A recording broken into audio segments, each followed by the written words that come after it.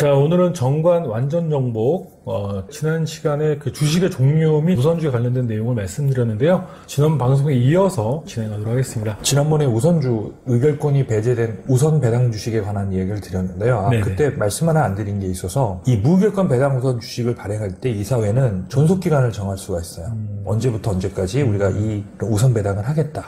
그래서 이제 그 기간이 끝나잖아요. 끝난과 동시에 이제 살아나는 보통 주식으로 전환이 됩니다. 그런데 기간 중에 배당을 하지 못했어요. 그럼 그 배당이 완료될 때까지 그 존속기간을 연장하는 이런 조건으로도 발행할 수 있다. 네. 이 점 하나 더 말씀드리겠고요. 전환 우선 주식이네요. 자, 이게 이제 방금 지금 말씀드린 것처럼 현재는 무의결권 배당 우선 주식이에요. 존속기간 후에 보통 주식으로 전환한다. 네. 전환할 수 있는 이제 옵션을 부여한 겁니다. 그러면 보통 주식으로 전환할 필요성이 있는 주주의 경우에는 이거를 상환하지 않고 뭐예요? 보통 주식으로 전환할 수 있겠죠. 네. 어떤 경우 이런 경우가 많이 있을까요? 초기에는 투자를 했다가 향후에는 경영권에 관여하고 그렇죠. 싶은 예, 맞습니다. 예. 네. 주주 아닐까요? 네, 일정 기간에 보통주로 전환한다. 그리고 이 기업이 이제 예를 들어서 상장의 가능성이 높다. 네. 그럼 우선주보다 이제 보통주로 갖고 있는 주주들이 상장 차익을 누릴 가능성이 크잖아요. 실제 상장되어 있는 주식들을 보면 우선주보다 일반 주식이 뭐예요? 훨씬 가격이 높죠. 높은 이유가 뭐 때문에 그럴까요? 예, 물론 유통량이 절대적으로 많은 것도 있지만 의결권이 있는 거기 때문에 그렇거든요. 뭐 M&A 하는 회사라든가 이런 회사들은 많이 활용하겠네요. 그렇죠. 네. 네. 그래서 이제 그런 내용입니다. 몇 가지 포인트만 좀 말씀드리면 이 전환의 요건은 회사가 선택할 수도 있어요. 네. 회사는 이제 예를 들어 회사가 재무적 상황 개선이 필요한 경우거나 아니면 기타 경영상에 필요한 사유가 있어 이사회가 정한 사유에 해당이 될 경우엔 회사가 요구할 수 있어요.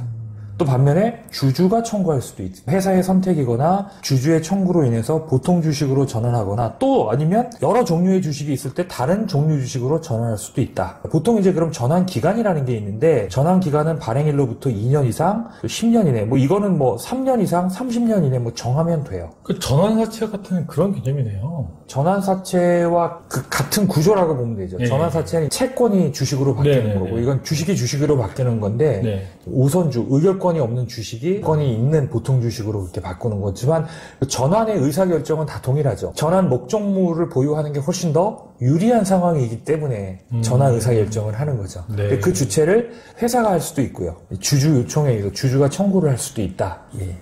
당연히 그 등기사항이겠네요? 그렇습니다. 네. 이 주식을 발행하는 것도 당연히 등기 사항입니다. 자, 상환 우선 주식은 네. 이런 겁니다. 내가 1억 원을 3년간만 투자를 하고 나는 상환받고 싶어. 현금으로. 그렇죠. 근데 이제 요 상환 우선 주식은 요 3년 동안에 내가 의결권이 있는 주식으로 발행할 수도 있고요. 네네네. 의결권이 없는 주식으로도 발행할 수 있고요. 그런데 우선 주식이에요? 왜? 배당을 더 우선해주는. 그러니까 이런 건 이제 회사보다는 투자 유인력이 더 커야 되는 거죠. 예, 그래야 이제 투자가 이루어질 수 있는 개연성이 있으니까. 이것도 마찬가지로 회사의 선택에 의해서 상환이 이루어질 수도 있고요. 네. 우리가 상환할래. 처음부터 계약 자체를 회사의 요청에, 회사가 이런 요청에 의해서 상환을 할 수 있다. 두 번째는 주주가 요청할 경우에. 네. 그럼 회사는 이제 회사의 선택이 됐든 주주의 청구에 됐든 회사가 그 주식을 상환받았으면 어떻게 해야 돼요? 그냥 소각하는 거죠. 필요 없는 주식이니까. 상환 주식이라고 합니다. 네. 근데 아까처럼 이 주식을 회사가 이렇게 상환하는 게 아니라 주주가 이거를 보통주나 아니면 자신들이 원하는 다른 종류 주식으로 전환할 수 있는 선택을 하는 거죠. 상환하고 돈을 받을래? 아니면 다른 주식으로 전환을 할래? 두 가지 옵션을 다 갖는 거를 뭐라고 그래요? 전환 상환 우선주라고 합니다. 자, 그럼 이제 요 보통 상환 주식의 상환 가액은 어떻게 정하냐면 발행 가액의 가상 금액을 합친 금액입니다. 예를 들어서 3년이에요. 네. 나는 이제 예를 들어서 10%씩 우선 배당을 받아요. 만기 때 이렇게. 그 요때 돌려주는 거잖아요. 네. 그 요때 돌려줄 때 요때 투자한 금액 1억에다가 가상 금액이 결정되어 있습니다. 네. 가상 금액은 이제 뭐 투자자하고 이렇게 협상을 해서 1억에 20% 이렇게 정했겠죠. 그럼 총 1억 2천을 돌려줘야 되잖아요. 네네. 그럼 이제 요거와 별도로 1억 2천을 준다고 조건을 짤 수도 있고 아니면은 1억 2천 중에서 이제 기존에 준 요 배당금은 차감하고 준다고 결정할 수도 있는 거고 상환 조건은 내고 하기 나름입니다. 네.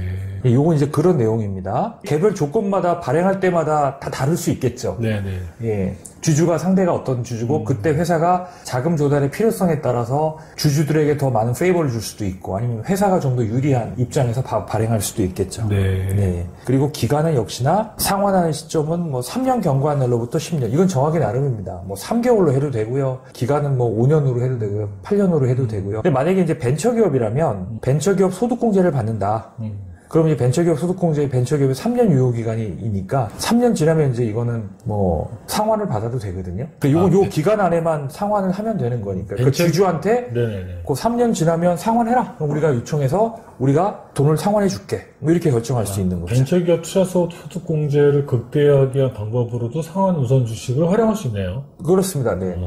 물론 이제 보통 아까도 말씀드렸지만 처음부터 내가 보통 주식을 받을 수 있으면 보통 주식 받아도 돼요. 보통 주식이 유리한지 상환 주식이 유리한지는 그때 여러 가지 세법상의 뭐 특수한 개념 아니냐 요거부터 해서 다양한 검토를 해야 되는 거죠. 네. 네. 여기 보시면 이제 6번을 보시면 주주는 상환 주식을 일시에 또는 분할하여 상환해 줄 것을 청구할 수 있어요. 예를 들어서 이거는 주식에 상환한다는 거는 이익 잉여금이 있어야 되는 거예요. 네. 근데 이제 이 잉여금이 충분하지 않은 경우에는 일부만 할 수도 있겠죠. 그 다음에 이제 상환전환 우선주는 이사회 결의에 의해서 두 가지 성격을 동시에 지닌 주식을 발행할 수 있고 발행된 주권에는 이제 의결권이 있다. 이렇게 이제 다양하게 조합을 해서 발행할 수 있는 거예요. 그러니까 정관에는 큰 틀의 원칙만 정해놓고요. 이제 세부는 다 각자가 각자의 투자 계약서를 작성하게 됩니다. 네. 그 일반적인 중소기업들보다는 하여튼 벤처나 이런 투자와 관련된 그 투자에 대한 가능성이 아무래도 그렇죠. 많겠네요. 일반 기업보다는 네네.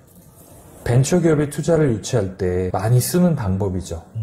상환 우선주를 발행한다든가 전환 우선주를 발행한다든가 아니면 상환권, 전환권. 왜냐면 투자자 입장에서는 선택지가 많을수록 좋은 거 아니겠습니까? 네. 이 기업이 잘 돼서 뭐 M&A나 상장까지 될 것 같다?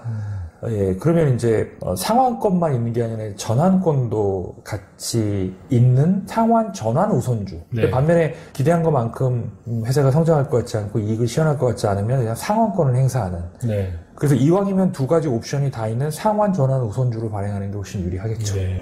10조는 신주 인수권에 대한 내용입니다. 다음에 이제 신주 인수권에 관한 얘기를 좀 나누겠습니다. 회사의 자본금은 처음에 자본금이 고정되는 게 아니죠. 네. 그렇죠? 계속 어떻게 되죠? 뭐 늘리죠, 보통은. 네, 보통 어느 경우에 자본금을 늘리는 행위를 하게 되죠? 새로운 뭐 투자가 필요하다거나 예. 이랬을 경우에 예, 그쵸. 증자를 하죠.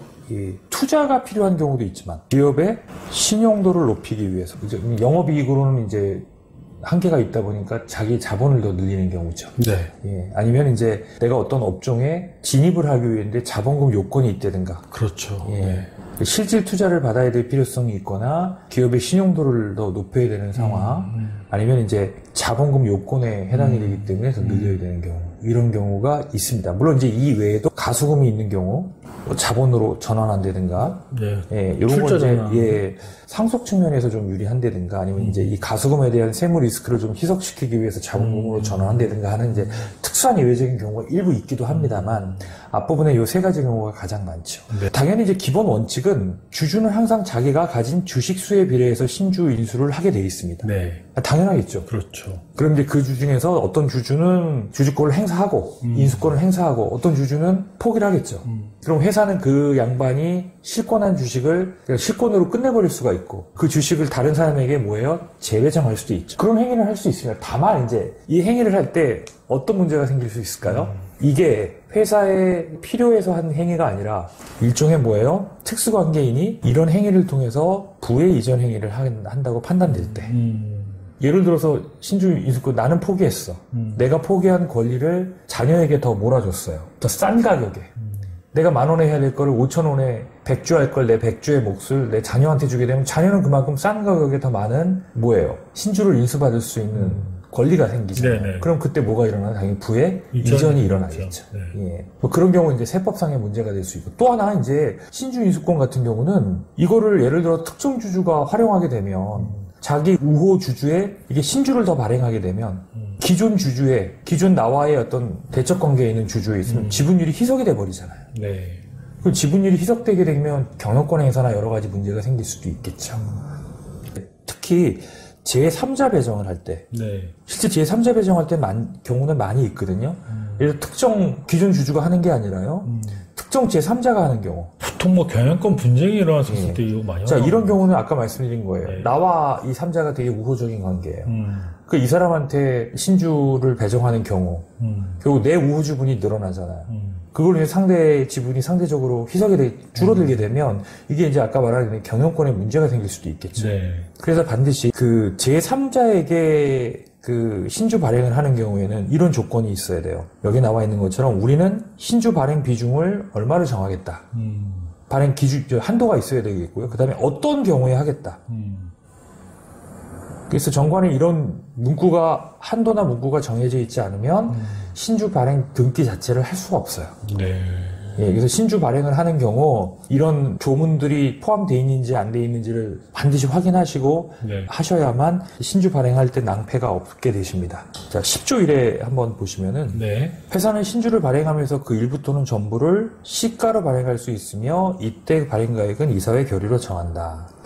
시가로 발행할 수 있다고 했는데 액면가로 발행할 수도 있겠죠. 네. 액면가 발행하면 액면가 발행이라고 하는 거고요. 액면가보다 높은 가격으로 발행하면 그걸 우리가 이제 할증 발행이라고 하죠. 할증 발행으로 하게 되면 생기는 게 뭐예요? 이게 바로 주식 발행 초과금이라고 해요. 자본잉여금이라는 게 생기죠. 네. 자본잉여금은 나중에 어떤 목적으로 쓰인다? 일정 조건을 충족하면 이익잉여금으로 대체돼서 배당을 할 수도 있고요. 또는 이 자본잉여금은 무상증자의 재원이 되기도 합니다. 그래서 예를 들어서 꾸준히 배당을 한 기업들, 이익준비금을 쌓게 되죠. 네. 이익준비금이 많이 쌓이게 되는데 갑자기 증자할 상황이 생겼어. 그러면 외부에서 유상증자할 필요 없이 이 이익준비금으로 무상증자를 하게 되면 자본금이 늘어나는 효과가 있는 거죠. 자본의 전체는 변화는 없지만 자본금은 늘릴 수 있는 거죠. 예를 들어 자본금 요건이 있거나 이렇게 해서 추가적인 자본 증자를 해야 되는 경우에는 유용하게 할 수 있는 거죠. 네.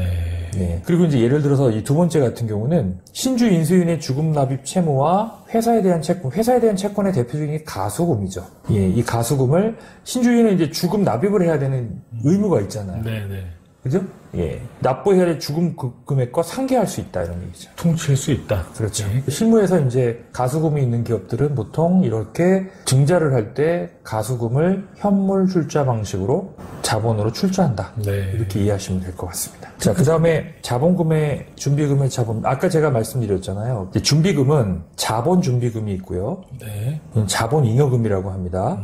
그 다음에 이익잉여금에서도 배당할 때 10분의 1을 쌓아야 되는 이익준비금이라는 게 있어요. 네. 그래서 이 이익준비금, 자본준비금, 이익준비금은 상법상의 그 용처가 정해져 있습니다. 자본 전입에만 쓸 수 있어요. 준비금의 자본 전입 신주를 발행함에 있어서 이사회 결의 의함을 원칙으로 한다.